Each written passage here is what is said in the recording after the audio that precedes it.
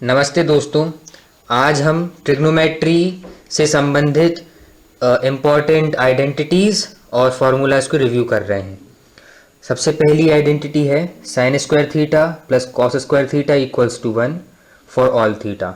यहाँ पे थीटा कोई एंगल है और किसी भी एंगल के लिए ये आइडेंटिटी हमेशा ट्रू होती है, sine square theta plus cos square theta equals to 1।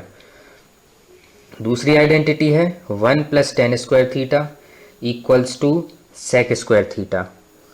और यहाँ पे कंडीशन भी है कि थीटा पाई बाय 2 का मतलब 90 डिग्री का ऑड मल्टीपल नहीं होना चाहिए।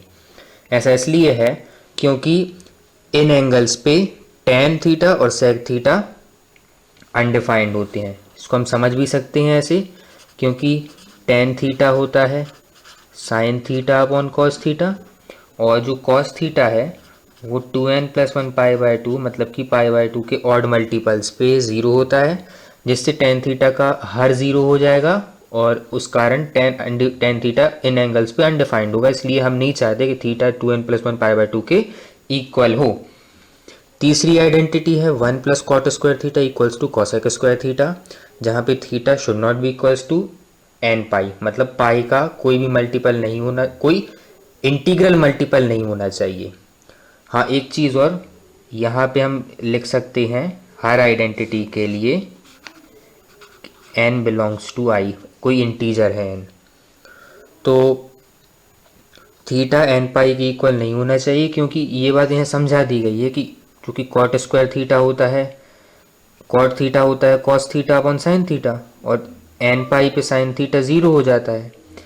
इसलिए ये जो चीज़ है इसका हर ज़ीरो हो जाएगा, जिससे ये अनडिफाइंड हो जाएगा। सेक को भी हम ऐसे ही समझ सकते हैं, क्योंकि सेक होता है 1 अपॉन कॉस थीटा, और तो चूँकि इस वाली आइडेंटिटी के लिए 2n प्लस 1 पाई बाई 2 पे कॉस ज़ीरो हो जाएगा, इसलिए इसमें सेक अनडिफाइंड हो जाएगा 2n प्लस 1 पाई बाई 2 पे, और कॉसेक होता है 1 अपॉन साइन थीटा, इसलिए एन पाई पर चूँकि साइन थीटा ज़ीरो होता है, इसलिए कॉसेक थीटा भी एन पाई पे अनडिफाइंड हो जाएगा। इन्हीं आइडेंटिटीज़ में थोड़ा सा और एनालाइज करते हैं। जैसे जो पहली आइडेंटिटी है sine square theta plus cos square theta equals to 1, तो इससे एक इन्फ्रेंस निकलता है sine square theta equals to 1 minus cos square theta.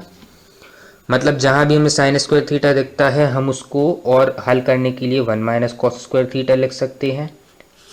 एक चीज़ हो गई। दूसरी चीज़ हो गई, थोड़ा सा मैं इसको ऐसे करूँ, 1 minus cos theta 1 plus cos theta, ये आप जानते ही हैं a square minus b square equals to a minus b a plus b, और इसको लिख देते हैं sine theta into sine theta. तो अब हम क्या कर सकते हैं कि इसको ऐसे लिख देंगे sine theta upon 1 plus cos theta equals to 1 minus cos theta upon sine theta. ये क्या है? इसको हम कभी भी इंटरचेंज करके लिख सकते हैं इस टाइप के, मतलब जैसे हमें कहीं पे sign theta upon 1 plus cos theta लिखा हुआ मिला है और हमें कहीं प्रूव करना हो तो हम इसको इसमें चेंज कर सकते हैं। वो चीज़ कैसे आएगी? इसी तरह के एनालिसिस से कि साइन स्क्वायर थीटा होता है 1 माइनस कॉस स्क्वायर थीटा, तो 1 माइनस कॉस स्क्वायर थीटा को इस तरह से लिख देंगे 1 minus cos theta 1 plus cos theta, और ये बना लेंगे। तो इसकी थोड़ी सी प्रैक्टिस कर सकते हैं हम कि sine theta upon 1 minus cos theta equals to है 1 plus cos theta upon sine theta. तो यहाँ जहाँ भी ये लिखा होगा वहाँ हम ये चीज़ लिख सकते हैं। दूसरी आइडेंटिटी थी 1 plus tan square theta equals to sec square theta.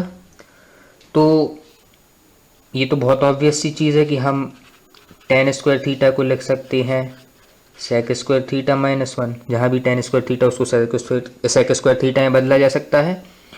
और इसी चीज़ से एक चीज़ और निकलती है कि सेक स्क्वायर थीटा, इससे sec square theta minus tan square theta equals to 1 होता है। तो हम लिख सकते हैं sec minus tan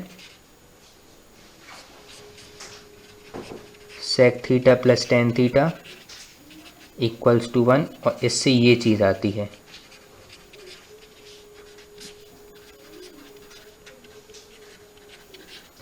sec theta minus tan theta और sec theta plus tan theta एक दूसरे के रेसिप्रोकल्स होते हैं। तीसरी आइडेंटिटी में भी इसी तरह से हम प्रोसीड करेंगे। हाँ, तीसरी आइडेंटिटी में ये लिख सकते हैं cot square theta equals to cosec square theta minus one और cosec square theta minus cot square theta equals to one. तो इसे थोड़ा फैक्टराइज करने पे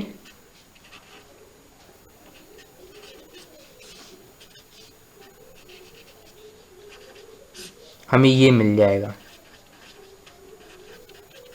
तो cosec theta plus cot theta और cosec theta minus cot theta भी एक दूसरे के रेसिप्रोकल्स होते हैं।